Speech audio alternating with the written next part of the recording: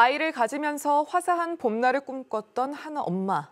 하지만 그 봄날은 그리 오래가지 않았습니다. 나의 소중한 아이가 어느 날 갑자기 장애인이 된 건데요. 아이와 함께 지낸 30년의 이야기를 담은 책, 어느 날 갑자기 내 아이가 장애인이 되었습니다가 출간됐습니다. 책에서 작가는 장애아이의 엄마에게는 희망이 되고 장애인을 잘 모르는 이들에게는 인식의 전환이 되길 바란다는 메시지를 남겼는데요. 음악 치료사이자 장애아이의 엄마로 살아온 박현경 작가를 뉴스앤 이 사람에서 만나봤습니다.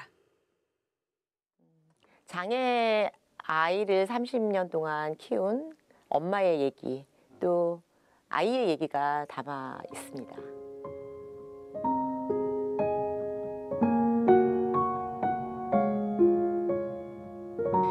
장애인인 제 아이는 언어 지분이 없단 말이에요. 그래서 그 아이의 얘기를 조금 제가 대신 대필해준다 생각하고 글을 써보자라고 시작을 했어요.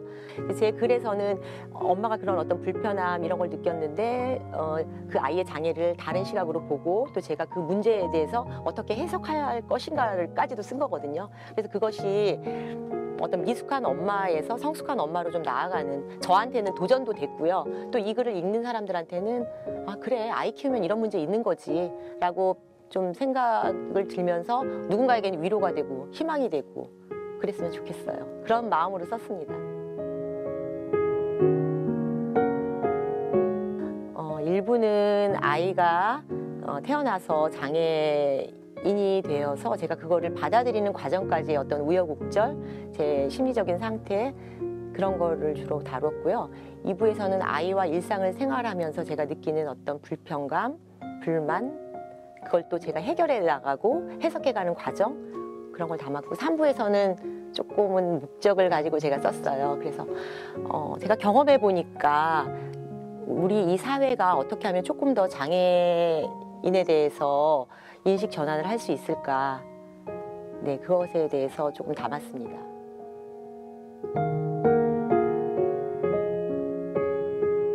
불편하다고, 장애가 불편한 건 사실이에요. 근데 불편하다고 불행한 건 아니다라는 메시지를 전달하고 싶었고요. 그리고 엄마가 행복해야 아이도 행복하다, 이 메시지도 전하고 싶었고. 그러니까 저부터도 그랬어요. 아이가 어릴 때 치료를 많이 다니면 아이가 금방 좋아질 것 같다는 장밋빛 환상이 있었어요. 장애인이라는 낙인은 되지 않을 것이라는 걸로 열심히 정말 하시거든요. 근데 보면은 좀 안타까워요. 치료실에 오는 아이들도 아이 자는 아이 없고 오거든요. 그래서 엄마는 굉장히 피로감이 많이 보이고, 그래서 제가 이제 그래도 남겼어요. 장애 아이와 같이 하는 거는 마라톤이다. 그러니까 엄마가 지치지 않아야 되고 엄마가 행복해야 되고. 음악은 도구거든요. 그러니까 그거를 그 대상자에게 목적에 맞게 어떻게 하느냐에 따라서 심리적으로 불안하거나 이런 아이들이 정서적인 안정을 얻을 수도 있고요. 근데 비단 정서적인 측면에만 그치는 게 아니라 인지도 되거든요. 그러니까 우리가 뭐 인지라고 하면은 뭐 글을 읽히고 술을 깨우치고 뭐 그런 거잖아요. 대소 개념 알고 이런 것도 다 음악으로, 음악 활동 안에서 이루어질 수가 있어요.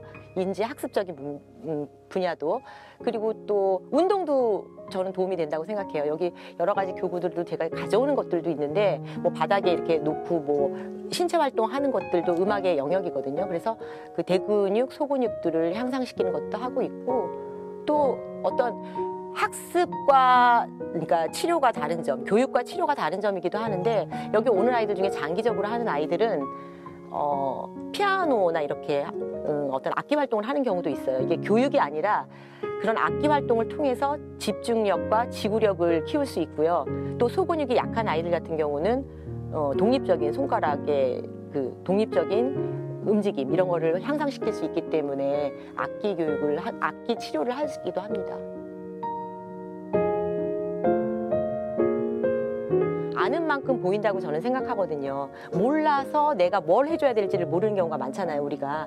그래서 장애인 인식을 조금 새롭게 하는 그런 계기가 좀 됐으면 하는 생각에서 그렇게 어떤 비장애인의 부모나 정치인들, 또 장애인의 부모도 읽을 수도 있죠. 왜냐하면 저는 30년을 아이를 키운 입장이니까 지금 막 장애를 받아서 아유, 굉장히 불안해하고 어떻게 앞날을 예측하기 힘들어서 그 힘든 분들한테 어떤 위로와 희망이 되기를 바라는 면도 있고요.